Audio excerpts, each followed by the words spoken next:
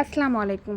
২ দিন থেকে যে গরম পড়েছে, এই গরম থেকে বাঁচতে আমার খুব পছন্দের একটা রান্না ডিম দিয়ে লাউ রান্না করব। তো প্রথমেই রান্নায় চলে আসলাম। এখানে ৩ টেবিল চামচ পরিমাণ তেল দিয়ে দিলাম।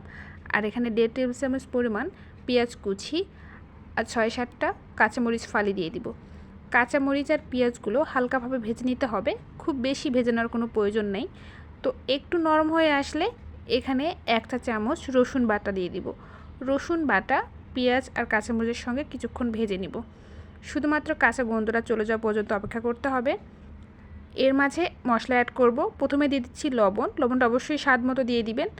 আর হলুদের গুঁড়া ১/২ চা চামচ, মরিচের গুঁড়া দিয়ে দেবো ১/৪ চা চামচ। কাঁচামরিচ দিয়েছি, এই জন্য মরিচের গুঁড়াটা খুবই কম। ১/২ চা চামচ জিরা গুঁড়া দিয়ে দিলাম। এখন সব কিছু ভালোভাবে মিশিয়ে নিলাম। মশলাগুলো কিছুক্ষণ ভুনে নেওয়ার জন্য সামান্য পানি দিয়ে দিতে হবে। পানি দিয়ে মশলা কষালে অনেক সুন্দরভাবে ভুনে নেওয়া যায়। এখানে ঢাকনা দিয়ে ২ মিনিটের মতো মশলাগুলো আমি কষিয়ে নিলাম। এভাবে মশলা থেকে পানিগুলো যখন শুকিয়ে যাবে, তো দেখতেই পাচ্ছেন মশলা থেকে তেলও উঠে আসছে। এর থেকে বেশি ভুনে নেওয়ার কোনো প্রয়োজন নেই। এক সাইডে মশলাগুলো রেখে দিলাম। যে কাজটা করতে হবে, ২টা ডিম এই তেলের মধ্যে দিয়ে দিলাম। এখন ডিমগুলো নিচের অংশ শক্ত হওয়া পর্যন্ত অপেক্ষা করতে হবে। নিচের অংশগুলো যখন শক্ত হয়ে যাবে, তো এর মাঝে মশলাগুলো একটু নেড়েচেড়ে দিতে হবে। আর ডিমের নিচের অংশগুলো শক্ত হয়ে গিয়েছে, উল্টিয়ে পাল্টিয়ে দিতে হবে। আর খুব বেশি বড় করা যাবে না। ডিমগুলো ছোট ছোট করে এরকম ছোট ছোট অংশ করে কেটে নিচ্ছি। তো এভাবে ডিমটা কিছুক্ষণ নেড়েচেড়ে ভেজে নিব। আর ভাজা হয়ে গিয়েছে, মশলার সঙ্গে ডিমটা মিশিয়ে নিলাম। আর এর মধ্যে কেটে রাখা লাউ দিতে হবে। আমি একটা ছোট সাইজের লাউয়ের অর্ধেক অংশ দিয়েছি। লাউগুলো দিয়ে দিলাম। লাউগুলো আগে থেকে ধুয়ে পানি ঝরিয়ে নিয়েছি। এরপর সব কিছু ভালোভাবে মিশিয়ে নিতে হবে। তবে ডিমটা একটু ভাজা হয়েছে, ডিমটা কিন্তু গলে যাবে না।